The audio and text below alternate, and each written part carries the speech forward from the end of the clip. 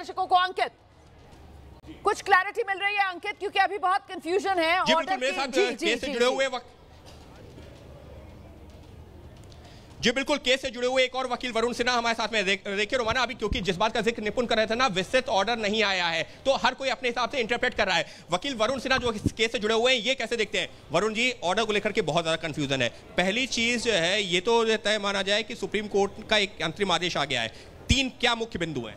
देखिए, आप 3 नहीं बल्कि 5 मुख्य बिंदु जिस पर कि माननीय सर्वोच्च न्यायालय ने आज अपना आदेश पारित किया है। पहला उनका था कि जो वक्फ अमेंडमेंट एक्ट है उसके प्रोविजंस को जो कि ऑर्डर शीट में साइट किया गया है उसको स्टे नहीं किया गया। मतलब पूरे एक्ट को स्टे नहीं किया? बिल्कुल नहीं किया गया है। दूसरी बात है कि जो रजिस्ट्रेशन ऑफ जो वक्फ प्रॉपर्टी है उसको भी स्टे नहीं किया गया है। ठीक है।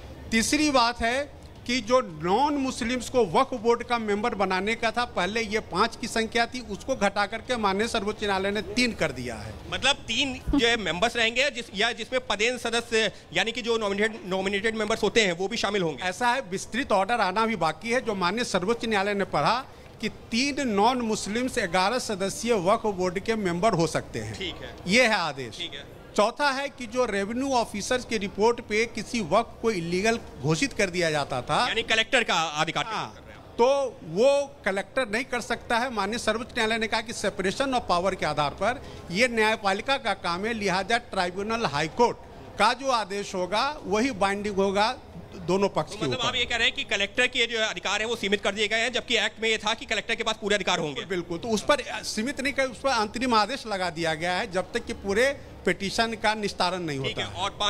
और पांचवा है कि जो 5 साल का जो इस्लामिक लॉ जो प्रैक्टिस नहीं किए हों वो वक्फ क्रिएट नहीं कर सकते थे, उस पर भी आदेश अंतरिम आदेश जारी किया गया। तो जो मुस्लिम पक्ष है वो कह रहा है कि हमारे लिए सुप्रीम कोर्ट से एक बड़ी जीत हुई है। आप इसको ऑर्डर को कैसे देखते हैं? मैं इस ऑर्डर को देखता हूं कि ये मुस्लिम्स और नॉन मुस्लिम्स दोनों के लिए बहुत विन विन सिचुएशन है, और खासकर सरकार का ये बहुत ही सराहनीय एक्ट है जिस पर कि सुप्रीम कोर्ट ने अंतरिम आदेश देने से मना कर। सरकार को झटका लगा सुप्रीम कोर्ट के साथ? बिल्कुल नहीं, सरकार के लिए बहुत बड़ी जीत है क्योंकि उनके अमेंडमेंट को स्टे नहीं किया गया है। अच्छा, तो देखिए रोमाना, अगर और भी कोई सवाल है तो अभी हम पूछ सकते हैं वरुण सिन्हा से, क्योंकि वरुण सिन्हा ने 5 जो बिंदु बताए हैं जो सुप्रीम कोर्ट के फैसले के और विस्तृत आगे सुनवाई होगी। अभी ये सिर्फ और सिर्फ अंतरिम रोक की कुछ प्रावधानों पर उसके आदेश हैं और अभी विस्तृत सुनवाई होगी इस मामले में। इस पर क्लैरिटी लीजिए। जी बिल्कुल, जी बिल्कुल। एक कंफ्यूजन ये भी है, ये तो अभी जो आदेश आया है ये तो अंतरिम फैसला है ना, अभी विस्तृत। ये बिल्कुल अंतरिम फैसला है और एक्ट के बारे में जो भी होगा, जो फाइनल जजमेंट आएगा उसी पर सब कुछ का बहुत भविष्य निर्भर करता है। अभी इस मामले की सुनवाई लंबित है, हम ये कह सकते हैं? बिल्कुल, मेन पिटीशन लंबित है, मेन फैसला आना अभी बाकी है। यह सिर्फ अंतरिम आदेश है अगले आदेश तक के लिए। ठीक है, कोई बड़ी बेंच बनाई जाएगी, कोई तारीख तय हुई है? अब तो माननीय चीफ जस्टिस डिसाइड करेंगे कि वो कौन सा बेंच बनाएंगे, ये उनका प्रेरोगेटिव है, उस पर मैं कोई टिप्पणी नहीं कर सकता। अंकित, एक सवाल और पूछिए, रोकिए जरा वकील साहब को और उनसे ये पूछिए कि वो 5 अप्रैल 2025 जो सरकार ने एक तरीके से ये कानून अमल में ला दिया था, अब वो कानून अमल में आ जाएगा बस इन रोक के साथ जो आज सुप्रीम कोर्ट की तरफ से लगाई गई है, अब ये कानून लागू हो सकता है ना? मतलब बिल्कुल वरुण जी, तो अब यहाँ पर जो सवाल ये पूछा जा रहा है स्टूडियो से भी कि अब जो सरकार जो कानून लेकर के आई थी, जो कानून की शक्ल ले चुका है वक्फ अमेंडमेंट एक्ट, अब ये अस्तित्व में आ जाएगा पूरी तरीके से, सिर्फ इन जो है ये जो आपने बताया सुप्रीम कोर्ट का आदेश आया है उन पहलुओं को छोड़कर? देखिए, जो अंतरिम आदेश के अलावा जितने भी प्रोविजंस है अमेंडमेंट एक्ट का वो सभी तत्काल क्षण से लागू हो जाएंगे। तो इसका मतलब ये है कि जो प्रॉपर्टी डी नोटिफाई करने का जो प्रोविजन था उसको लेकर के जो सरकार ने तो भरोसा दिया था ना कि हम नहीं करेंगे जब तक कोई फैसला नहीं आता। जो आज का जो अंतरिम आदेश है उसमें सरकार के कार्रवाई पर रोक नहीं लगाया गया है, तो सरकार अंतरिम आदेश के आलोक में कानून के प्रोविजंस के हिसाब से इंक्लूडिंग अमेंडमेंट प्रोविजन के हिसाब से अपनी कार्रवाई आगे बढ़ा सकते हैं। तो क्या आप कोई भी एक सवाल और सुनिए प्लीज, और उनसे ये पूछिए कि साहब मतलब अब वो डी नोटिफाई हो सकती है वक्फ की कोई प्रॉपर्टी अगर सरकार चाहे तो? इसको लेकर मुस्लिम पक्ष को बहुत आपत्ति थी कि साहब कागज कहां से लेकर आएंगे, वक्फ बाय यूज के तहत जो प्रॉपर्टी वक्फ के तौर पर इस्तेमाल हो रही है अगर उसको सरकार डी नोटिफाई कर देगी तो ऐसे तो फिर हजारों लाखों संपत्तियां हैं, तो मतलब अभी वो सरकार के पास अधिकार है, जो कानून ने दिया है उस पर सुप्रीम कोर्ट ने कोई रोक नहीं लगाई है। सरकार चाहे तो वक्फ की प्रॉपर्टी डी नोटिफाई की जा सकती है। अंकित गुप्ता पूछिए।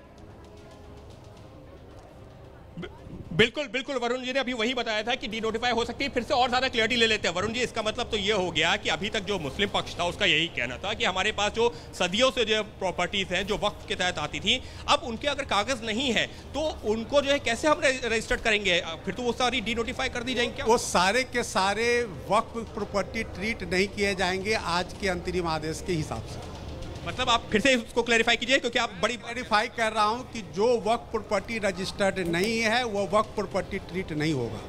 तो ये जो वक्फ प्रॉपर्टी रजिस्टर्ड नहीं है, क्योंकि वक्फ प्रॉपर्टी रजिस्ट्रेशन को लेकर भी कई तरह के सवाल हो रहे थे ना। आज आपको याद होगा जब माननीय सर्वोच्च न्यायालय अपने आदेश को पढ़ रहा था, उसमें लास्ट में कि जो वक्फ रजिस्ट्रेशन है उस पर स्टे नहीं है, यानी कि जो वक्फ रजिस्ट्रेशन के हिसाब से जो अमेंडिंग प्रोविजन है वो लागू रहेगा। और अंकित एक सवाल सुनिए, अंकित एक सवाल सुनिए, उनसे पूछिए जरा जल्दी से।